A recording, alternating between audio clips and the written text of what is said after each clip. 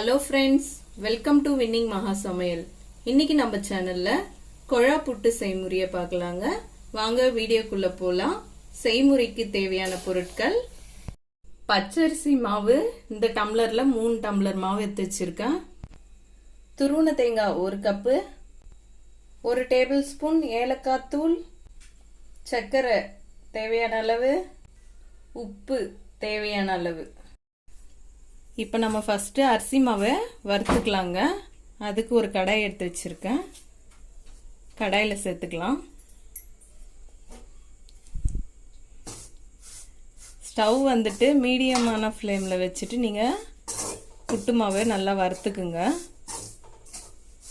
இப்போ பாருங்கள், நம்ம மாவை நல்லா வறுத்து வச்சுருக்கோம். அடுப்பு மீடியம் ஃப்ளேம்லேயே வச்சு வறுத்துக்குங்க. நம்ம மாவு சேர்க்கும் போது வந்துட்டு வறுக்கிறதுக்கு ஈரமான பதத்துலேருந்து இப்போ வறுபட்ட அப்புறம் பாருங்கள் நல்லா உதிரி உதிரியாக வந்திருக்கு.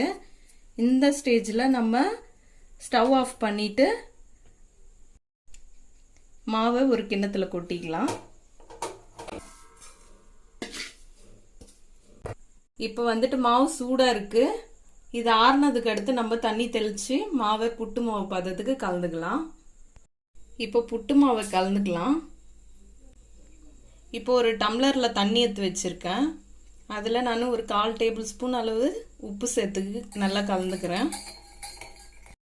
இப்போ இந்த தண்ணியில் உப்பு போட்டு நல்லா கலந்து வச்சுருக்கோம். இந்த தண்ணியை கொஞ்சம் கொஞ்சமாக தெளிச்சிட்டு நம்ம மாவு பிசைஞ்சிக்கலாம். ரொம்ப தண்ணி சேர்த்துடாதீங்க, கொஞ்சம் கொஞ்சமாக தண்ணி சேர்த்து மாவை பிசைஞ்சிக்குங்க. தண்ணி சேர்த்து இது மாதிரி பிசையும் போது உண்டை கட்டும். உண்டையெல்லாம் உடச்சி விட்டு மாவு பிசைஞ்சிக்குங்க. பச்சரிசி மாவில் நம்ம புட்டு செய்கிறதுக்கு இது மாதிரி தண்ணி ஊற்றி கலக்கும் போது வந்துட்டு இது மாதிரி நிறைய உண்டை கட்டிடும்.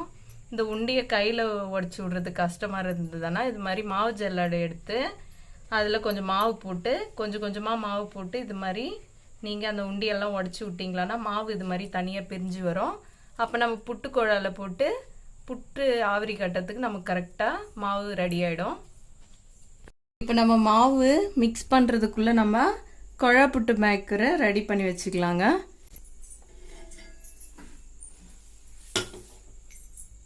இப்போ இதில் இந்த ஃபஸ்ட்டு கோடு கிட்ட வரையும் நான் தண்ணி ஊற்றி வச்சுருக்கேன். நம்ம இந்த மாவு கலந்துக்கிறதுக்குள்ளே இதை நம்ம தண்ணியே பாயில் பண்ணிக்கலாம்.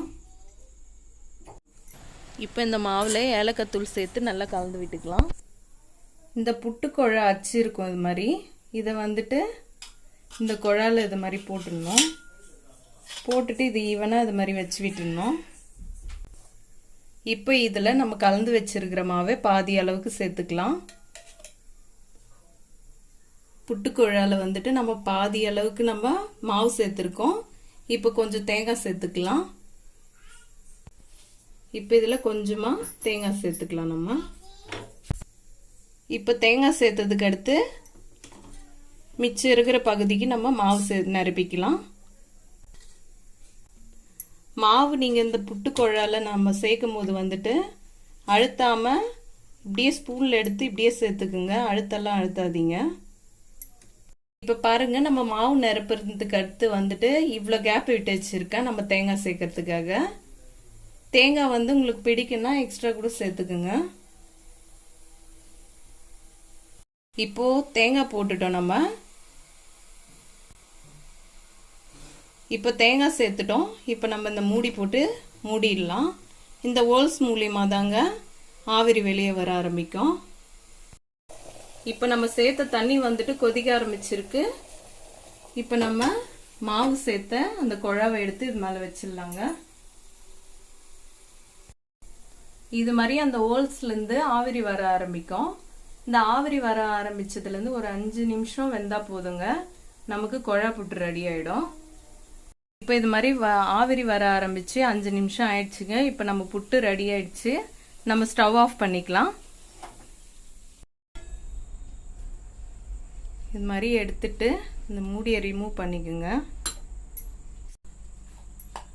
இந்த அடைக்குச்சி யூஸ் பண்ணி இது மாதிரி நீங்கள் பின் பக்கத்தில் நீங்கள் அழுத்தம் கொடுத்தீங்களான்னா இந்த புட்டு வந்துட்டு வெளியே வர ஆரம்பிச்சிருங்க. இப்போ பாருங்க, அச்சோட சேர்ந்து செப்பரேட்டா வந்திருக்கு.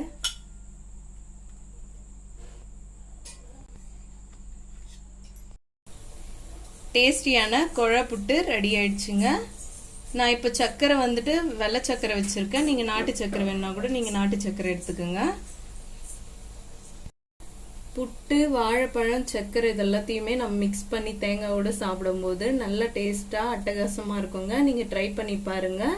இந்த வீடியோ பிடிச்சிருந்தா லைக் பண்ணுங்கள், ஷேர் பண்ணுங்கள். நம்ம வின்னிங் மகா சமையல் சேனலை சப்ஸ்கிரைப் பண்ணுங்கள்.